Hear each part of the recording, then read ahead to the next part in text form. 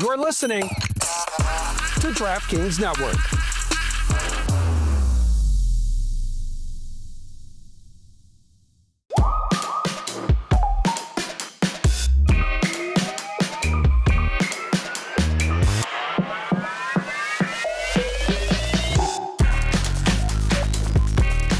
Hey, what's up, everyone? Welcome to Good Follow, presented by DraftKings. I'm Ros and that's my co-host, Logan Hackett. And returning to the show, we got a big one and a good one. Our girl, WNBA vet, Monique Billings of the Golden State Valkyries. What's up, y'all? What's up, Mo? Hey, how y'all doing? You're in the Bay settling in for the season, aren't you? I'm in the Bay. I've been growing my roots out here for a couple weeks now. First game of the season is this week. I'm excited. I know. I can't believe the WNBA season is officially about to begin. So I'm going to take you through what we're serving up on our Good Follow menu for this show. We have a WNBA season preview. We are going team by team, Eastern and Western Conference. Then we're going to tap back in for the 2025 draft class. And then please stay with us for an exclusive interview with former Oregon Guard Deja Kelly joins the show. Fresh off of her experience and time with the Las Vegas Aces, she shares about training camp and her experience, and then what's next for her. So it's a really nice interview with Deja Kelly. I can't wait to get to it. And as always, y'all, thank you for subscribing, commenting, liking, pressing all the buttons, following our socials. And don't forget, new episodes drop every Wednesday at 7 p.m. Eastern time. So let's dive into a season preview with key players, X factors, and then our thoughts on each team. And we're going to start with the Eastern Conference. So we have the reigning champions, the New York Liberty, and they're a top caliber team that seemed to just get better in the offseason. Though we have Menija Laney Hamilton out for the season, their roster still looks pretty good.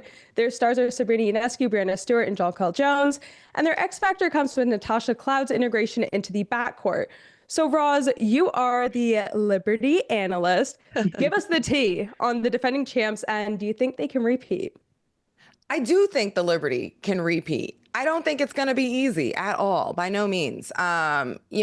This isn't a team that's just picking up where they left off. They have a lot of new. I mean, they have a lot of returners too, but even those returners, some of them are in new roles. And then for those new faces, there's going to be a period of meshing that they need to do this season. So I've got a ton of thoughts, of course, on this team in the Liberty. But if I could run through notes, I mean, Brianna Stewart, that's your MVP candidate from last season. And I wonder, is she going to have a more efficient shooting year? You know, Stewie didn't shoot that ball that well from three. In fact, probably her career worst, 29%. So, hey, in the last preseason game, she shot 7 for 9 from the field. We're hoping for more efficiency from her. And of course, the Liberty bring back in Maureen Johannes. You know, she's a fun, exciting player to watch. And she, has a lot of explosive scoring, especially from three to add. You mentioned Natasha Cloud. I'm wondering how her and Sabrina Ionescu either play with each other or in tandem for each other. Natasha said, I'm bringing a dog to New York City. I think the Liberty are going to need that dog. And Sabrina added all that dribble penetration last season. I'm wondering what the next step forward is for her. But I mentioned like dog, grit, like without Menija Laney Hamilton, Kayla Thornton is now playing with you, Mo. Yeah. And the Golden State Valkyries. You got a dog over there. Right. You also miss players who are willing to play defense, who were versatile. And so I'm looking at somebody like Rebecca Gardner as maybe an X factor. She's coming off of injury. The Liberty played the long game with her. But when she was healthiest and at her best, in Chicago, she was versatile, long, active, energetic, defensive, and maybe can help fill that gap. The last things I'll say about the Liberty is this. Jonathan Cole, the GM, he's got a type. Like the Liberty are deep with these like 5'10" and up wings who are versatile, stretch the court, can defend, are long, are competitive. Don't forget Leonie Febish comes back from winning a chip overseas. I'm including Natasha Cloud in that. I'm including Rebecca Gardner. Hey, Kennedy Burke is going to build off of last season. They all fit that model. And then lastly, Niara Sabally, who we love to see. Like when she's been healthy, the sky's the limit for her. I happen to know, and speaking with the coaching staff, they are so like high on her. So does she get more minutes? Does she get a bigger role? And if so, then Coach, Brandello how do you mix her minutes with Jonquel Jones minutes, with Brianna Stewart's minutes? And that's a nice problem to have, I think. So, They're super right. deep. Like talking about problems to have. I definitely see someone like Niara actually getting more minutes. I think she was a key factor of why they won that last game last year in the WNBA finals. She came in, brought that spark, brought that energy. And I think that's something that we'll see with New York. They're so deep. You just named a whole bunch of players. I'm like, dang, you're right. I got to guard all these players, listing them off in my head. Missing Benijah Laney, obviously, is something that I'm not going to say will hurt the team, but they're definitely going to miss her. But Rebecca Gardner being able to be there to step up. Yeah, UCLA Connect. Johannes off the bench as well. Like these are lethal guards. And so, yeah, the Liberty, they do seem like they're picking up right where they left off. The Liberty are a good team that got better, but we also have Connecticut, who are a good team that kind of went more downhill. They finished in third last year, and their team looks very different this year. Their stars are Marina Mabry, Anissa Morrow, and Tina Charles, and then their X factor is added international experience and rookie talent. And I think all around, they're just in a very interesting place right now, not only with their roster, but it was announced just yesterday that they're not only being sold, but also likely relocated. So Mo, I'll start with you. How will the Sun respond to the mass exodus of their players, including one of the biggest names of their franchise, Alyssa Thomas? Yeah, I mean, it's a rebuild season from what it looks like to me. They might not see it that way, but they have new players, new faces. They have a vet like Tina Charles, which the young ladies like Morrow are able to look up to. I think it's Mabry's team for sure. If she's able to run the show and the team kind of gets behind her, having Diamond to Shields will be great. I think they have a lot of key players, and it can actually, talking about relocation, that can kind of bring maybe an exciting buzz. We don't know where that's going to be, but that's something that can be kind of exciting. I think they might be a sleeper team. I think they're going to be better than people expect. First of all, just to keep on Marina, like this wasn't the situation she had asked for, or when she asked for a trade to Connecticut and gets there. But I think this is where she showcases she's a pro, and she is, and makes the most of a big role with this team. And I want to come and shout out Tina Charles, who's one of the greatest players of the women's game, period. You're talking about the all-time leading rebounder in the history of the game, number 2 all-time in points. That's only after Diana. Like, she just had a resurgent season in Atlanta, where she was a focal point of that. I think Tina Charles has a lot of juice left. Yeah. And she comes back to the franchise that originally drafted her, where she won an MVP, where, they remember a lot of glory. And of course, she played at UConn. I think it could be it could be, like you said, it could be more special than people are making this season out to be for them. And I'm going to also keep an eye on, obviously, Anissa Morrow, who missed the preseason with an injury. That's so crucial for a rookie. Like, when she does get back, and you're just going to get thrown into the fire. It's nice as a rookie being able to have those reps for sure. And it's like, keeping it real, you're fighting for spots. And so it's like, you want to be able to, in preseason, in camp, have an opportunity to show what you're doing.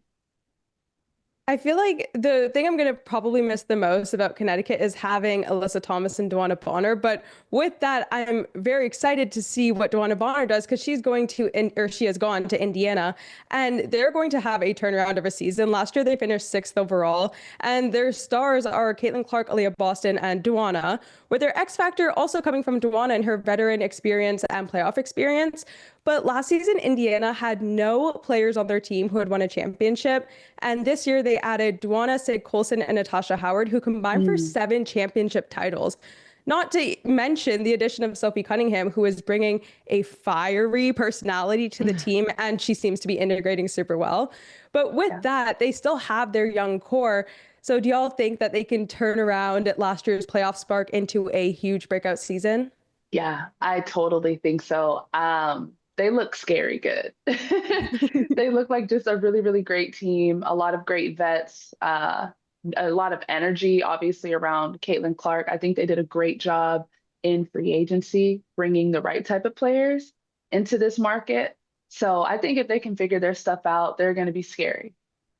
Yeah, and I think the figuring out period is important. They certainly Mhm. loaded up on talent, but they've got to like establish identity and trust and roles. And I actually like the way they brought in the right mix of personalities. Like, you mentioned Dewana Bonner. She's kind of got like, from what I've heard from doing reporting around the league over the years, a respected voice. She's got a natural nurturing about her, almost like a mom of the team. Sophie's obviously got that spunky toughness that's contagious. Sid Colson keeps the locker room light. I'm excited for year 2 for Caitlin. We all see she's gotten bigger and stronger, and we wanted to see her develop the floater. She did that in preseason. What stood out to me is, boy, she fills a stat sheet. Like points, assists, rebounds. She's on the offensive end of the court. She makes so much happening from tempo and pace to playmaking. She rebounds well out of the guard position. And I like the fact that she got some rest. She was low key this summer. She worked out, she doubled down, stayed in Indiana. And then in her off time, she was golfing. She was at Pacers games. She went to Taylor Mhm. Swift concerts. And I think that's healthy, like mentally and emotionally, coming off of just all of the attention and whirlwind that came from college to the pros. But the biggest thing I think for the Indiana Fever, and remember when we interviewed, Stephanie White, the coach of the Fever, she said, we've got to be a better defensive team. And the good news is they've really only got one way to go defensively, is up from last season.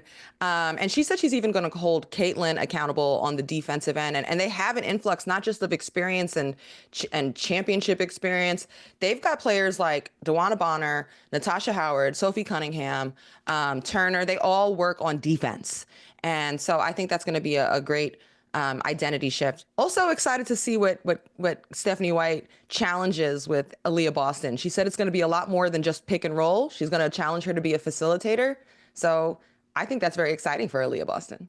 Mhm. Roz, you mentioned the vibe of the team and how they're getting along. And that actually brings me to the next team, which is Atlanta. And to me, they kind of give cousin vibes. Whenever I see them together, I'm like, oh my God, it just feels like a whole bunch of cousins together. Like, I love this. But they were 8th overall last season, and their stars are Brittany Griner, Ryan Howard, Brianna Jones, and Alicia Gray. With their X Factor coming from experience again, with Griner and Walker Kimbrough bringing 20 years combined of playing professionally, but they also have a new offensive-minded head coach in Carl Smesko. But Mo, how tough is a front court of BG and Brianna Jones? Oh man, the toughest, and those are the ladies that I have to guard. They were actually the team that I was most interested to see in the preseason because I'm just like, okay, how is this going to work? You have two very dominant bigs who have normally typically played the 5 position. Okay, what does that look like? Obviously, we see them stepping out shooting threes. That seems to be a big identity for the team. I'm actually really impressed with Tahina Pau. She's looked really good. She just looks comfortable. It looks like a seamless transition for her from college. So that's been nice. Obviously, Ryan Howard is going to do Ryan Howard things. No drop off there at all. Alicia Gray as well. Having played for Atlanta for so many years, it seems like they have like an identity shift going on. So I think that's really cool to see. They're a team that I'm really looking forward to play against. You mentioned the rookie Tahina Pau. Like, she might have an opportunity to do more. I'm saddened by the injury to Jordan Canada, who missed a lot of time last season and had a great unrivaled showing. Yeah. And, they'll miss the defensive tone that she sets, as well as she's got a quiet leadership about her. I hope the injury's not that serious. Yeah. But I think there's more to go for Alicia Gray and Ryan Howard. I mean, I know Alicia was already like, she dominated All-Star Weekend. She won the skills. She won the 3. She was an All-Star. She was one of the best players at Unrivaled. I think she's got more to do. I'm excited for it. Ryan Howard personally told me while I was reporting out Unrivaled, she said, this is a breakout season. We already know Ryan is a bucket, but I think the challenge for her is, are you going to challenge yourself to be as great on defense as you are on offense? Because she is capable when she's locked in on defense. And then we started this all off with the big girls. I just want to shout out BG. We don't realize how hard it is. How could we? Coming back from everything she endured and experienced in Russia. And she talked about like how hard it was to lose weight. She is lean right now. She is in shape. Yeah. She's described herself as rejuvenated. And it doesn't just happen the first year back. It takes some time. And like with this new scene set, I'm excited for her and happy for her. And I let's see what she does. Actually, with that, another team who I don't really know how to feel about, especially with their preseason, was the Mystics, and they were following the dream in 9th overall. Their stars are Brittany Sykes, Steph Dolson, Shakira Austin, and Aaliyah Edwards, and their X factors come from the rookies with Kiki Irifin and Sonia Citron, who had a great preseason. But with Elena Del Don's retirement marking an end of an era and their last season being derailed by injuries, do y'all think that the Mystics are able to have a successful full reset this season? Yeah. Yeah, I think a successful reset, of course. I actually, again, this is another team that I'm like, well, it looks like the only way is up. And so much of the issues they had last season was because of health. You can't get continuity. You can't have, if you don't have availability. So I'm hopeful we see the continuance of a healthy Shakira Austin. This was a highly touted number 3 draft pick. I thought she shined at Unrivaled. I was there in Miami, the extra space, being healthy. She held herself accountable and showcased how her size meets her versatility. Also, Aaliyah Edwards, another player that should be getting a lot of confidence out of Unrivaled, showed us that her her bag of skill and tricks is very deep in the one-on-one competition. And as you mentioned, I thought that Sonia Citron and Kiki both had at least one game in preseason where they really shined. And they showed that like they understand the game at a high level and have good basketball instincts. And I just want to shout out my vets. Sometimes we forget the vets. Brittany Sykes and Stephanie Dolson. My girl. Yeah. You know what you're going to get from them. And so when you got a whole lot of new in your franchise, it's nice when you can look over to them and be like, hey, set the tone for the game. I see a lot of just young energy. I think if they're able to figure their stuff out as well, they have a new coach. So, Roz, you brought up the word rejuvenated earlier. That's what I see as a possibility for this team. I feel like they could be pretty fast as well. But last in the East in last year's season, we have the Chicago Sky. And their stars are Angel Reese and Courtney Vandersloot, with the X factor coming from the development of rookie Haley Van Lith, her synergy with Angel Reese, as well as Camila Cardoso coming off of a great offseason in China. And her and Angel together are called the Skyscrapers. They've already been looking great. But with a revamped roster and their new head coach, Tyler Marsh, is this a start of a new era for them? Yeah, definitely the start of a new era. I think that they had a pretty solid season last year. So I think if they're able to just kind of pick up where they left off, keep building off of that, a team with a mix of young and with some vets, I think that helps. Having a veteran point guard in Vandersloot, I think is super helpful. It's going to be great for a player like Angel Reese. So yeah, I'm really excited to see what they do with their pieces. I think the Chicago Sky have the potential to be a little surprising as a team. You know, like there's no days off in the WNBA, but you know, you mentioned Angel Reese. She rewrote the rebounding books, record books last season. And I think the biggest question is like, is she going to be a more efficient and skilled offensive player? I saw that she was willing to put the work in this offseason. At Unrivaled, she did a lot of work with Lisa Leslie. And there's just something undeniable about her spirit that like lifts a team up. And that's part of why I think like Chicago, you know, could be tougher than you would expect. And then not to mention, they surrounded Angel Reese, Camila Cardoso with veteran guards and a lot more shooting production. This Sky team is going to shoot more threes and be better offensively. And you've got Vandersloot, Ariel Atkins, you've got Kia Nurse, Haley Van Lith, I thought had a nice preseason. But those veteran guards, like that's going to create better spacing on the court. And, you know, I mentioned Camila Cardoso. She had a very nice offseason as well. She played in China. It was confidence raising for her. I expect those two with more space to eat in the paint. Well, y'all, we are halfway there. So coming up, Mo and I will be breaking down the teams in the West. We'll be right back.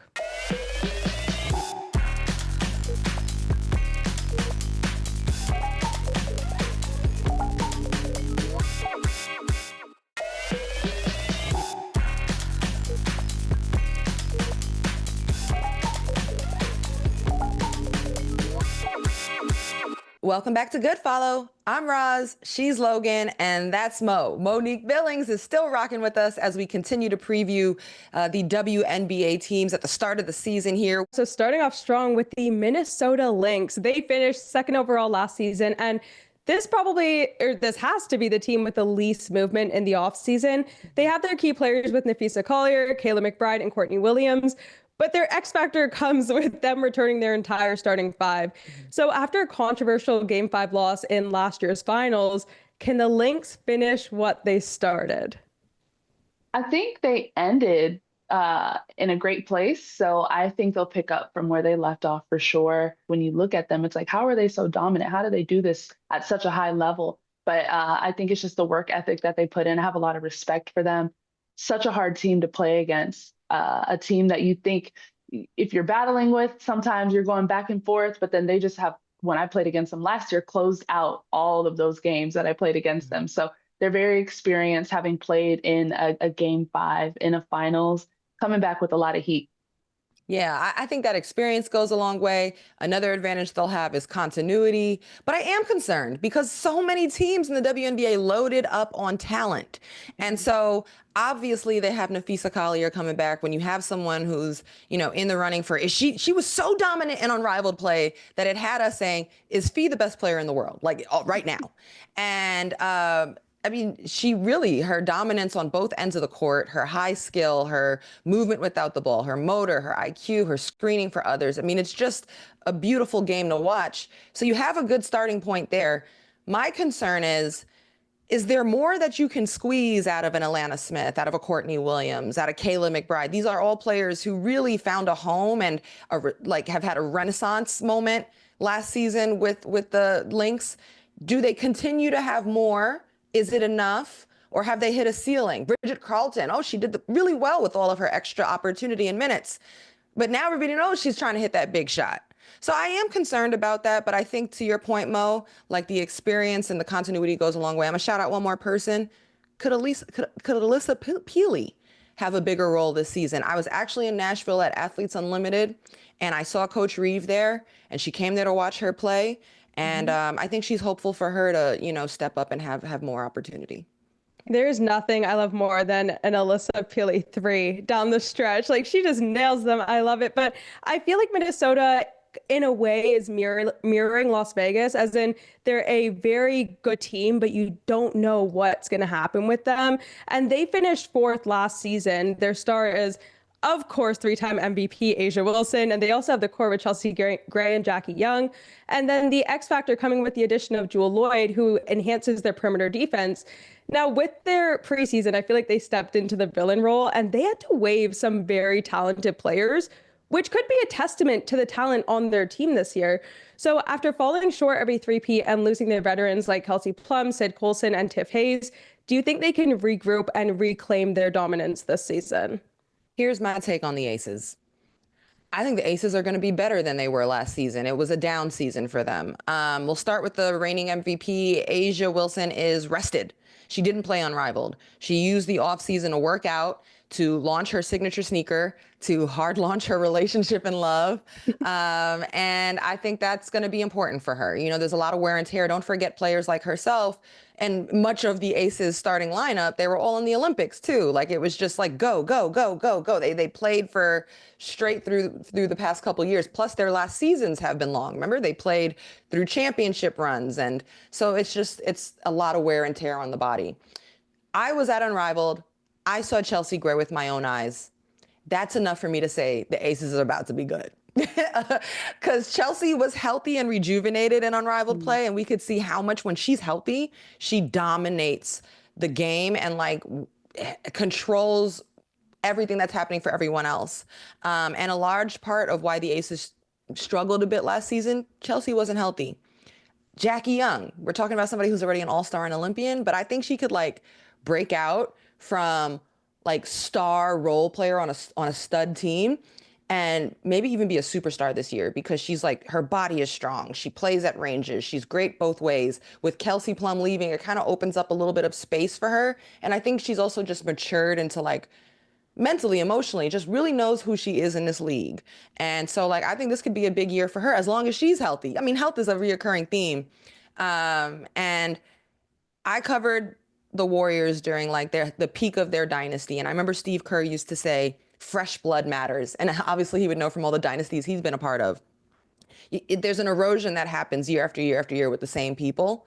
Mm-hmm. And so the influx of, Jewel Lloyd is good. Jewel had publicly said she lost her confidence and joy in Seattle. And she looked like it. Her efficiency in shooting was horrible. And so now she can come here. She looks like she's having more fun. There's less pressure on her. I think it's good. It's the same question every year for the Aces. It's the depth. Roz, you definitely hit all the points. I'll keep it short with this one. I mean, it looks like the Aces definitely shook things up in free agency, but they're a seasoned team. A lot of great vets, a lot of star power on that team. So yeah, I definitely agree with you. I see them having a better season than last season. And following them in fifth, we have the Seattle Storm, which Jewel Lloyd came from. And their stars this year are Skylar Diggins, Gabby Williams, and Neko Gomake, with their X factor being that their core four is returning, and they have the rookie sensation Dominique Malonga. Now, Coach Quinn's defense first mindset is probably going to propel this team, but how do you think that they can turn their turnovers into points? When I think of Seattle, I think of just a gritty team, very gritty. I think that starts with both NECA and with Skylar Diggins. They just have that energy about them, and playing against them, it's nothing easy at all. Bringing Gabby Williams in for a full season. You brought up Malonga. She looked fantastic in her preseason game. Another rookie who's come in and it's looked very seamless. So I'm expecting big things for them. I think that they might have felt like they underachieved in playoffs last season. So I think they're coming back feeling like they have a lot to prove, a lot more in the tank. Another team that's kind of brought back their key players. So I think they're going to come back where they left off. Yeah, I think the Storm last season were not consistent as a team. You didn't know what version of them you were going to get from game to game. I expect them to be a lot more consistent this year. I think the continuity that they do bring back is very important. And the new faces that they bring in are super veteran and very talented. I actually expect the Storm to be a strong team. You know, even just think defensively, Mo, Ezzy Magbagor, Nneka Ogwumike. Scott can get intense and lock up. Gabby Williams, Alicia Clark.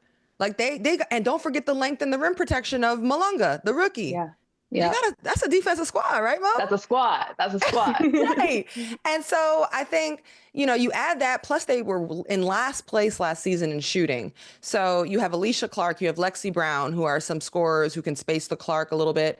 Erica Wheeler comes in. She could play one or two. She's very buoyant. But this whole thing is going to be anchored around Skylar Diggins and Nneka Ogwumike, two of the greatest, very different types of leaders in women's basketball. Nneka had one of the best seasons of her career last year, and Sky crushed Unrivaled. And I think like last season during the Storm season, she was still coming back and playing her way into shape from having a child. So I expect like this Seattle team, even though they've been crushed by ACL injuries, 3 key ACL injuries, I still think they're going to be a very good team.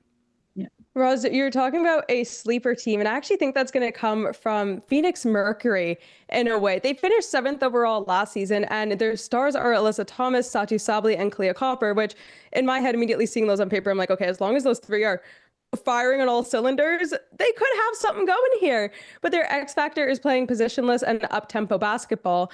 And although the team is completely different from last year, losing players like DT, BG, Natasha Cloud, and Sophie Cunningham, it feels like it's too early to form a new identity. But Mo, you spent some time on this team last season and played a preseason game against them. So what do you see developing for the Mercury this season? Yeah, it was like a little homecoming, being able to go back, play in Phoenix. A lot of great vibes there.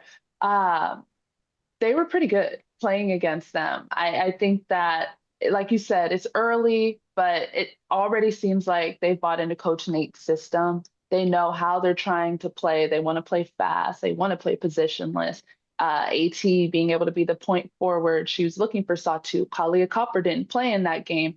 But I think when she returned, she steps in and it's like their big 3 is just so dominant, hard to guard. They have great role players as well. Kalani Brown bringing size off the bench, having to play against her. Celeste Taylor, another player who I played with last season. I think she has stepped up her game a lot. So you brought up the word sleeper team, Logan. I definitely see them being a sleeper team as well.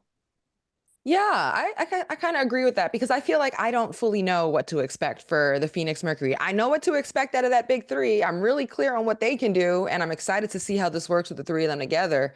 But I think for the rest of the team, we've got some time here to see how rotations and spots end up rounding out around them. But when you have Alyssa Thomas, you're going to have a tough team, defensive personality, physicality.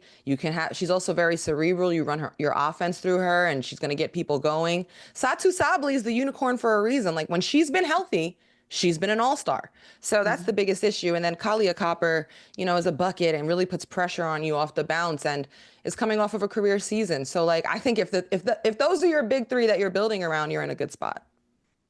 Now, it was announced that Dallas got the #1 pick in the NBA draft this season, and Dallas has the #1 pick in this year's WNBA draft, picking up Paige Beckers. I think they're going to turn into a basketball city now. But last season, they finished 11th overall. We don't know how that's going to go this season. The players to watch are Paige Beckers, Arika Gumboale, Dejanay Carrington, and Maddie Siegrist, with their X factor being a new coaching staff and offensive additions made in the offseason. Just watching them play in preseason, do they have the defensive strength to make a playoff run? That's actually one of the areas that I'm unsure about, what they're going to be defensively and also how they're going to do with size. Tiara McCowan is going to anchor them and, does her thing in the paint. And then Maisha Hines-Allen as well, who's undersized, but is a longtime vet and has proven to be productive despite that. But I think like if we were pointing at where there's less depth, it might be there versus they're stacked as far as bodies on the wings and for the guards. And I think that depth will be good to keep Arike from having to play the most minutes in the league again this season. But even when I look at that guard group, I'm like, okay, outside of Arike Ogunbowale, in a half-court set, who can create their own shot one-on-one? And I'm not fully sure yet because Paige is obviously the best player coming out of college this season, the #1 draft pick. But on the pro level, is she going to be as efficient as she was in college? Is she going to be able to get her shot off? We'll see. She was really good at creating for others. Dejanay Carrington is the most improved player. Can she build on that? At Unrivaled, she was working with Phil Handy, the renowned skill coach, on adding wiggle to her offensive game. And she's got to be able to score a bucket, especially when they're under duress. They're looking at her to be one of their go-to offensive players. We know she can lock up and D up. And then the breakout player I'm looking at is Maddie Siegrist. She's got size. She can score. She was just named champion at Athletes Unlimited. That should give her confidence. And she's a young player. Last season, she was disrupted in her rhythm with injuries and a finger injury and stuff. So I think, there's room for her to establish herself as a #2 or #3 scoring option there with Arike. Super young team. We keep bringing up the word rejuvenated, but I think that's what I see here with this team. Ros, you brought up the two players that came to my mind. Maddie Siegrist, I think she had a great season last year. Again, you brought up AU. I think she's coming in with a lot of confidence. And then I think Dejanay too. I think those are the two players that are going to be aggressive to score, should be aggressive to score, looking to score. I think both of them could have breakout seasons. And I'm excited to see Dallas. And with Dallas, I'm kind of getting the same vibes from the LA Sparks, who finished last season. And their stars are Kelsey Plum, Dearica Hamby, Ray Burrell, and Rikia Jackson, with the X factor just coming with the fact that they have more depth this season, and getting Cam Brink back will really help them, especially on defense. But after a disappointing season last year, will new coach Lynn Roberts and the addition of Kelsey Plum turn things around? I like Coach Lynn Roberts. You remember her from the Pac-12, right? I do. And she has a couple coaches on her staff, actually, that are from the Pac-12. Yeah, I like what she did with Utah, and I'm enthusiastic about what she can do with LA. She's offensive minded. You mentioned Cam Brink. I think that we don't know exactly when she's going to come back and like what version of herself she'll be. So Rikia Jackson, when Cameron Brink went down last season, I thought really shined. She can build off of that. And I also think Azare Stevens, that's my girl. I think she's so versatile with so much size. She's like Yumo. She's got a lot of light to her. Mm-hmm. And I thought she did well at Unrivaled. Maybe she could see an even bigger presence. You mentioned Kelsey Plum. She's the real deal. And Kelsey Plum has been laying low purposefully. She needed some time away from the limelight. And I think she has a fresh slate. She honorably played her role with the Aces and improved every year in that role. And now she gets to be the face of an offense, a face of a franchise. And I know that she's ready for it. I'm going to call out a name, breakout season, perhaps from Ray Burrell, who has had a tough journey in the W, and at Unrivaled really showcased that she's got like gazelle-like athleticism, but she's added confidence and worked really hard to add skill. And I think like she could be a bigger contributor this year. And I know that Dearica Hamby really empowers her. That's her OG and vet. And Dearica's been an all-star level player for the last year or so now. And she's a baller. She's going to outwork you, Dearica is. And I know she's going to be a leadership voice in that locker room, her and Kelsey Plum. And I'll just shout out our show. Like, Dearica was on our show doing an interview and talked about the healing that happened in that relationship since, they both left the Aces. So there's a lot to see unfold here for LA. Well, the last team we have is Mo's very own Golden State Valkyries, playing in their very first season. And we have Tiffany Hayes, Kate Martin, Kayla Thornton, and of course, Mo herself, Monique Billings. And the X factor here kind of comes with the uncertainty of this team, of the identity that they're building and their gameplay. On top of that, I feel like it is very international heavy. Y'all have a lot of international players and people might not know what to expect with that. But in your first preseason game, y'all played at Chase Center and it was so loud that you could hear it through the broadcast. And I remember just watching it thinking, this is so heartwarming to see something like this. And I think it was between 17 and 11,000 fans showing up for a preseason game. Yeah. So Mo, with that, 17,000 showed up over for the preseason game, Mo. The bagel's hard. I'm already seeing, I love the energy in this city. The synergy. As a team, we're figuring our stuff out. It's been exciting to get on the floor. Everyone is curious to see what we're going to look like.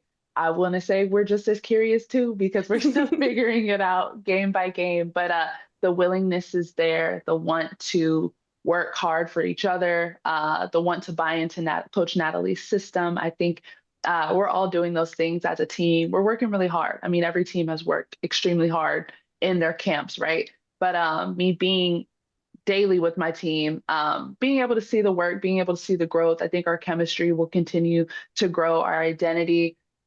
We want to be killers. And so I think that if we bring that defensive mindset, that grittiness, tough mentality, I think that we'll get there. But I'm really, really excited for this season for us.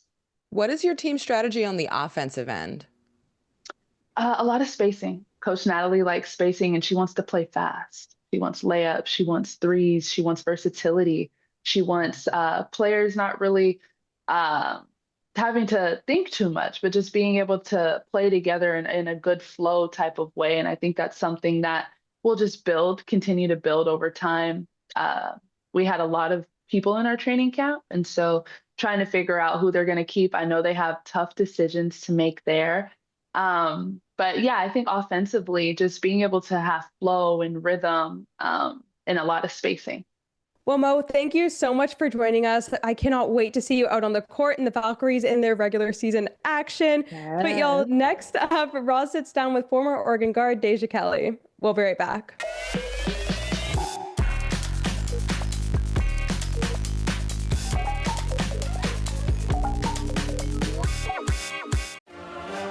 The NBA playoffs are in full swing, and the intensity just keeps rising. Every game is packed with clutch moments, wild comebacks, and playoff legends in the making. If you're looking to take action to the next level, DraftKings Sportsbook has you covered as an official sports betting partner of the NBA. Make it a playoff run to remember with DraftKings. Download the DraftKings Sportsbook app and use code GOODFOLLOW. That's code GOODFOLLOW for new customers to get $200 in bonus bets when you bet just $5 only on DraftKings. The crown is yours. Gambling problem? Call 1-800-GAMBLER. In New York, call 877-8-HOPE-NY or text HOPE-NY 467-369. In Connecticut, help is available for problem gambling. Call 888-789-7777 or visit ccpg.org. Please play responsibly. On behalf of Boot Hill Casino and Resort in Kansas, 21 and over. Age and eligibility varies by jurisdiction. Void in Ontario. New customers only. Bonus bets expire 168 hours after issuance. For additional terms and responsible gaming resources, see DKNG.co/audio.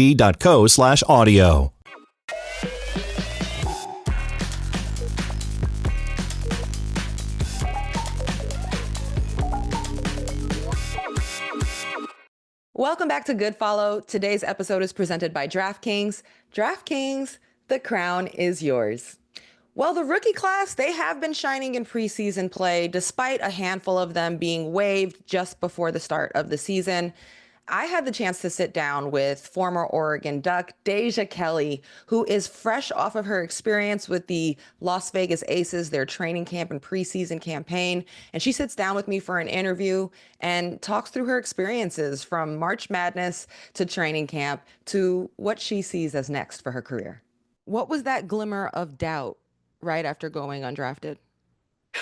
It was, going undrafted was tough. That was, I tell my family that was one of the hardest nights of my life, really, especially because of how unexpected it was for me. And, one of my lifelong dreams was to hear my name called, walk across the stage, hold my jersey, and that was one of the main reasons why I went, whether I was invited or not.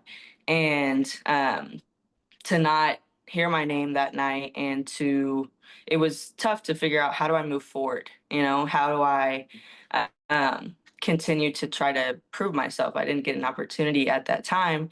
What is this going to look like for me? What are the next couple of months going to just a bunch of kind of a little bit of self-doubt, but honestly, it was a quick switch once I had a conversation with my family and lots of conversations with God.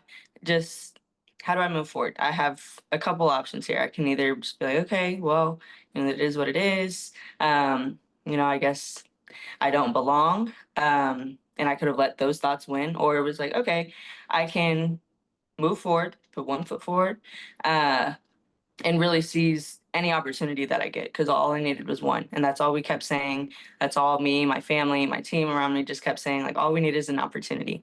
And that's all I was praying for. And once the Aces called, it was a dream come true for an organization like that, a championship winning organization, to reach out to me and invite me to training camp and invite me to compete for a spot. That was something that completely shifted my perspective, and all I needed was that one opportunity. And to see how it all panned out, and how I try to take advantage of every moment and every single day that I was a part of the Aces organization, that was something I would not have imagined 3 years ago.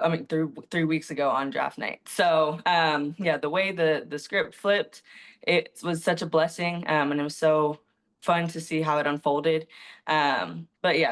Going from one of the lowest, points and one of the lowest nights of my life to now walking out of training camp, waived or not, with my head held high with how it all went, how it all panned out. I know that I'm going to be good. And again, I know that I belong in the league, and to be able to get that experience these past couple of weeks, I'm truly grateful for.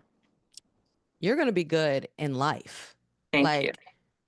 What has shined to me is the character. Your character has shined through this. The way you have risen to the occasion, to show grace, to keep showing up, to step up. You're chasing your dreams, and it's really public. You are super vulnerable. And I literally, when we came on, I was like, this is only going to make the testimony even better and bigger. Right. And, and all of that. And also, the glory feel even better, because nothing is a straight line.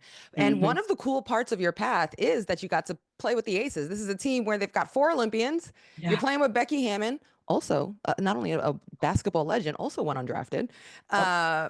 You're playing with the reigning MVP in Asia Wilson. What are some of the takeaways that you take from the experience of being around the Aces during that time? There's no room for doubt, self-doubt. Everyone in that gym expects greatness out of each other, and they do whatever they can to help pull that out of each other. And I think that's something that makes a championship team. So to be a part of that and see the ins and outs of an organization like that for my first time and for my first opportunity and experience in the WNBA, that is something I feel has prepared me more than ever for whatever my next step is, wherever that is.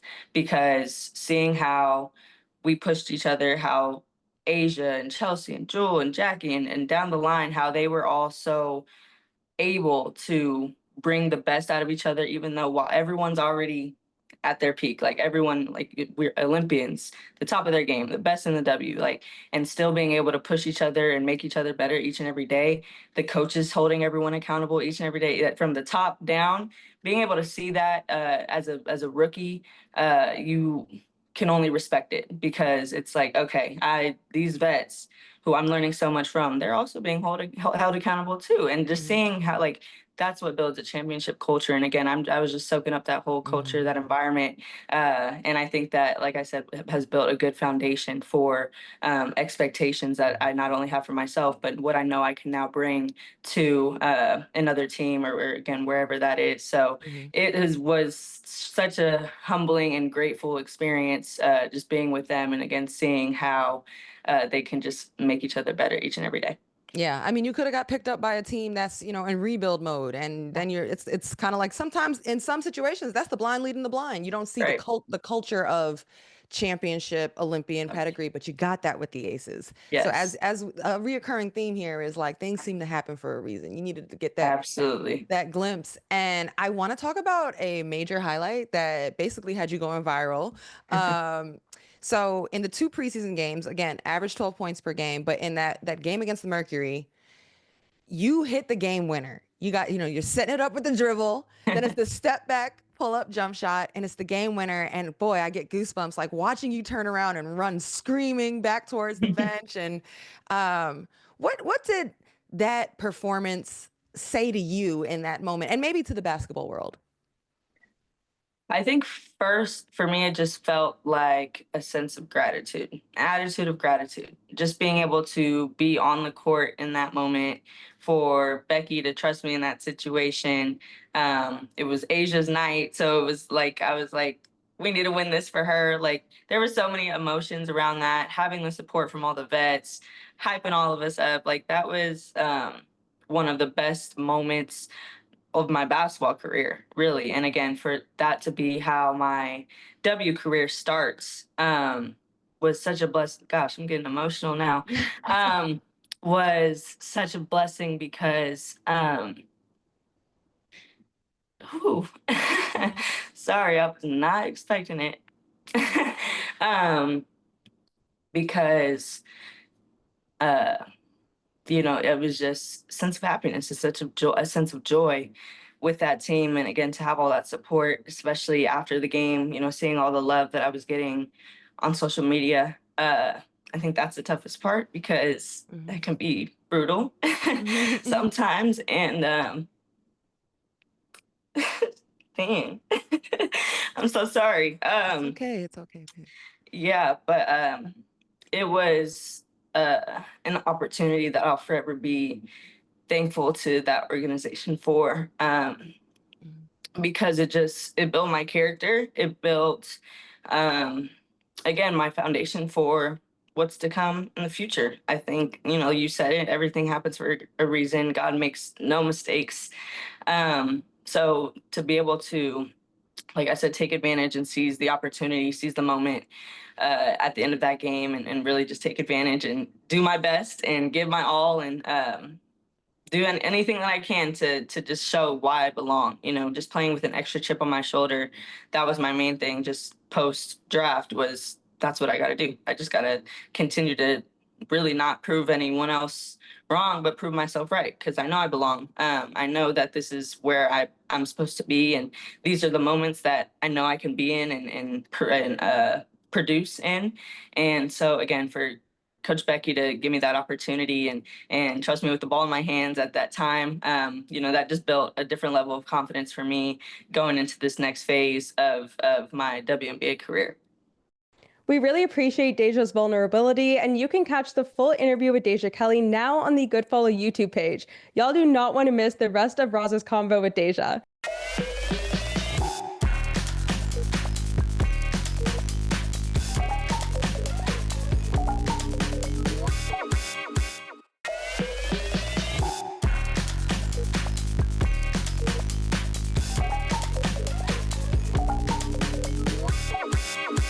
Welcome back to Good Follow. This segment is presented by DraftKings.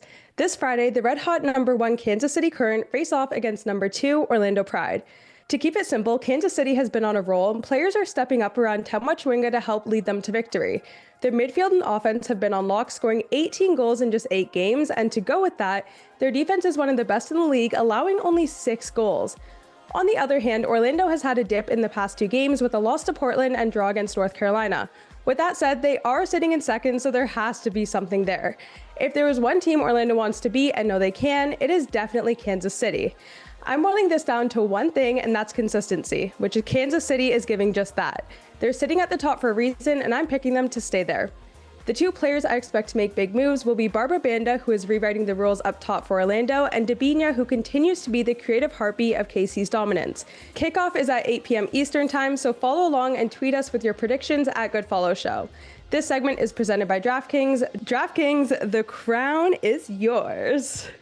It was so fun to kick it with you, as always, Logan. And with all of you guys watching, listening, wherever you do, thank you so much for rocking with us for this episode of Good Follow Show. Special thanks to Hoop Stars, Monique Billings, Deja Kelly for joining us today. Good luck to you, ladies, at the start of the WNBA season here, whatever the future holds for you and whatever the season holds for you.